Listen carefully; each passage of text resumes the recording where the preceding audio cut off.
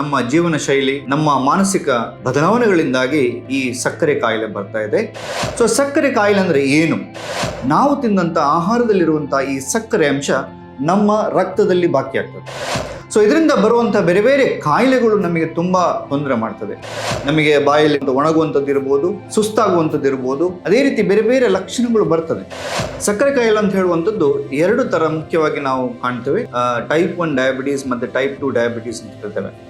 Type 2 diabetes ಅಂತ ಹೇಳುವಂಥದ್ದು ಬರೇ ದೇಹದಿಂದ ಬಂದಂತ ಕಾಯಿಲೆ ಇಲ್ಲ, ನಮ್ಮಿಂದಾಗಿ ಬಂದಂತ ಕಾಯಿಲೆ.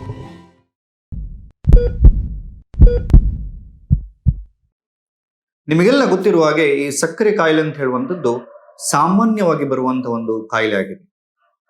ಈ ಕಾಲಘಟ್ಟದಲ್ಲಿ ನಮಗೆ ಬೇರೆ ಬೇರೆ ನಮ್ಮ ಜೀವನ ಶೈಲಿ, ನಮ್ಮ ಮಾನಸಿಕ ಬದಲಾವಣೆಗಳಿಂದಾಗಿ ಈ ಸಕ್ಕರೆ ಕಾಯಿಲೆ ಬರ್ತಾ ಇದೆ. ಅಂಡ್ ಸಾಮಾನ್ಯವಾಗಿ ನಾವು ಕಾಣ್ತಾ ಇದ್ದೇವೆ, ಈ ಸಕ್ಕರೆ ಕಾಯಿಲೆ ಬಂದ ಕೂಡಲೇ ನಮಗೆ ದೇಹದಲ್ಲಿ ಆಗುವಂತಹ ಬದಲಾವಣೆಗಳಿಂದಾಗಿ ನಮ್ಮ ದೇಹದಲ್ಲಿ ಬರುವಂತಹ ಬೇರೆ ಬೇರೆ ಕಾಯಿಲೆಗಳಿಗೆ ಇದು ಒಂದು ಅನುವು ಮಾಡಿಕೊಡ್ತದೆ. ಸೊ ಸಕ್ಕರೆ ಕಾಯಿಲೆ ಅಂದ್ರೆ ಏನು, ಇದು ಯಾಕೆ ಬರ್ತದೆ ಅಂತ ಹೇಳಿ ಇವತ್ತು ತಿಳ್ಕೊಳ್ಳೋಣ.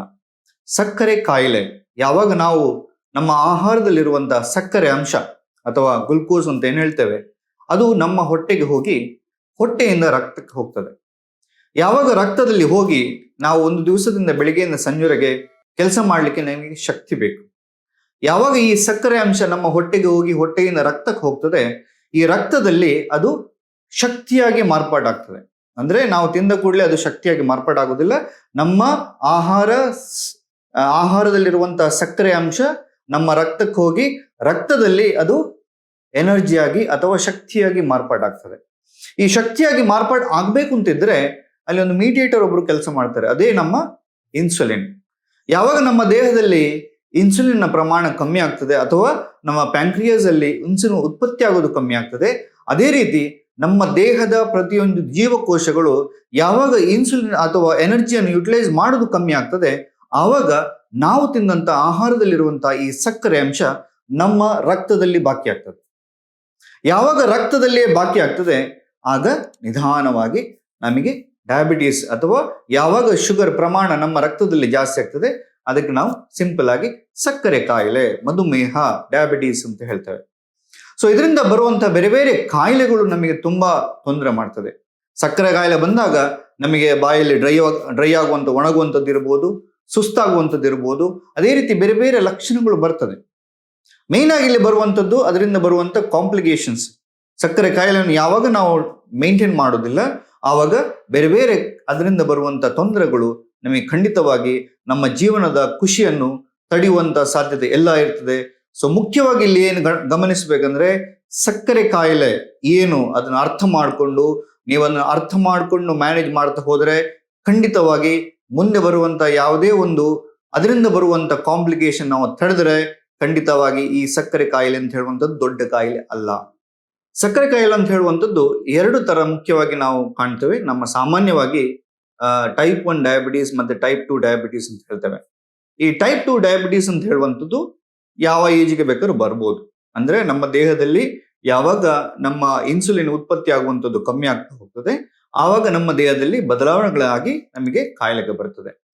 ಟೈಪ್ 1 ಡಯಾಬಿಟೀಸ್ ಅಂತ ಹೇಳುವಂಥದ್ದು ನಾವು ಕೆಲವು ಜನರಲ್ಲಿ ನಾವು ಕಾಣ್ತೇವೆ, ಇದು ಹೆರಿಡಿಟಿ ಆಗಿ ಬರ್ತದೆ. ಮುಖ್ಯವಾಗಿ ನಾವು ಇದಕ್ಕೆ ಆಟೋಮಿನ್ ಡಿಸೀಸ್ ಅಂತ ಹೇಳ್ತೇವೆ. ಇಲ್ಲಿ ಏನಾಗುತ್ತೆ ಅಂದ್ರೆ ನಮ್ಮ ದೇಹದಲ್ಲಿ ನಮ್ಮ ಪ್ಯಾಂಕ್ರಿಯಾಸ್ ಅಲ್ಲಿ ಇನ್ಸುಲಿನ್ ಉತ್ಪತ್ತಿ ಆಗೋದೇ ಸ್ಟಾಪ್ ಆಗ್ತದೆ.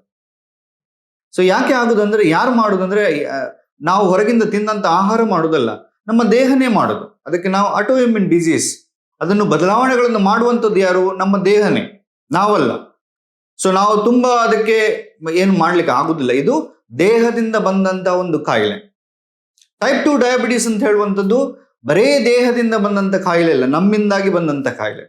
ನಾವು ಮಾಡುವಂತ ತಪ್ಪುಗಳಿಂದಾಗಿ, ಮಾನಸಿಕವಾಗಿ ಆಗುವಂತ ತೊಂದರೆಗಳಿಂದಾಗಿ, ನಮ್ಮ ದೇಹದಲ್ಲಿ ಆದಂತಹ ಬದಲಾವಣೆಯಿಂದಾಗಿ ಈ ಟೈಪ್ 2 ಡಯಾಬಿಟೀಸ್ ಬರ್ತದೆ.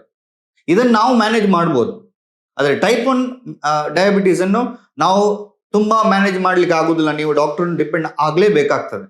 ಆದರೆ ಟೈಪ್ 2 ಅಂತ ಹೇಳುವಂತ ಡಯಾಬಿಟೀಸ್ ಅನ್ನು ಖಂಡಿತವಾಗಿ ನಾವು ಮ್ಯಾನೇಜ್ ಮಾಡ್ಬೋದು. ನಮ್ಮ ಆಹಾರದಲ್ಲಿ ಆಗುವಂತ ಬದಲಾವಣೆ, ನಮ್ಮ ಮಾನಸಿಕ ತೊಂದರೆಗಳನ್ನು ನಾವು ಮ್ಯಾನೇಜ್ ಮಾಡ್ತಾ ಹೋದ್ರೆ ಖಂಡಿತವಾಗಿ ನಾವು ತಡೆಗಟ್ಟಬಹುದು.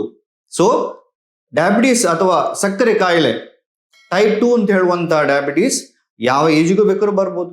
ನೀವು ಮಾಡುವಂತ ತಪ್ಪುಗಳಿಂದಾಗಿ ಬರ್ಬೋದು.